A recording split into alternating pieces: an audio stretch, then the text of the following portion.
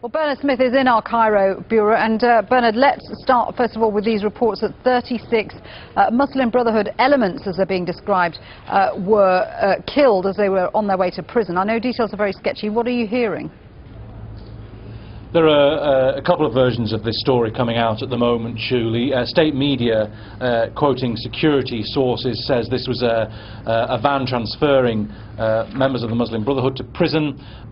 It pulled over for some reason and was attacked by armed gunmen who tried to free the Muslim Brotherhood members in the van. In the shootout that followed, 38 men or 36 men in that van were killed. That is the most recent version that state media has been quoting. We earlier heard that the van had pulled over after a fight was staged by those men in the van. The van pulled over, they took a policeman hostage when he opened the back door, and in response the other police officers fired in tear gas and opened fire, killing those men in the van. The Anti-Coup Alliance is saying the 52 people were killed. Whichever way the story pans out and whatever the truth of the story, we do believe that at least 36 members of the Muslim Brotherhood have been killed in this incident when they have been transferred to prison. And that, of course, only adds to the rising death toll since Wednesday. It is clear, though, that the Muslim Brotherhood aren't backing down from protests. The numbers are smaller, but they're still out on the streets tonight, even though there's a curfew in place. Yes, we've got still some people out protesting this evening. 2 of those, not the whole country isn't under curfew. There's 13 governorates across Egypt that face a curfew out of 27 in the whole country.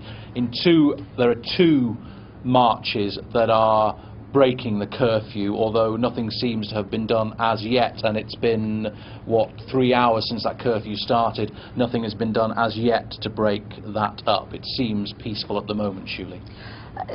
Let's talk about we had various statements from the army and members of the interim government. It's very clear, isn't it, that the message which is going out is that this conflict is not so much a political divide as a fight against terrorism, and they're trying to depict members of the Muslim Brotherhood and their supporters as being extremists.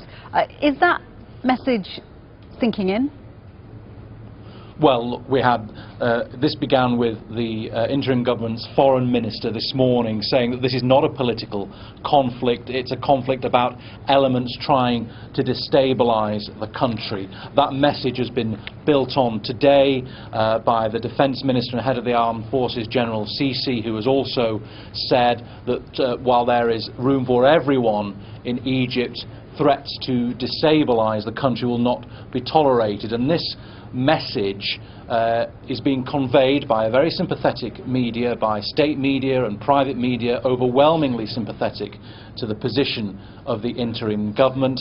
And so that is the message that most Egyptians are hearing, and as far as we can tell, a lot of people on the street are now believe that these anti-coup protesters, these people holding these marches and these sit-ins, are trying to destabilise the country. They don't believe they have a political view, they believe they're trying to destabilise the country, and that is why we've seen in a lot of areas of Egypt, we've seen local residents trying to prevent anti-Morsi, anti-coup protesters from marching, taking their law into their own hands, arming themselves with sticks, sometimes with guns, and we've seen fighting break out between Egyptians on the street, those pro-Morsi and those anti-coup and those for the interim government. So the rhetoric coming down from the government is helping build up this sort of febrile atmosphere on the streets, Julie.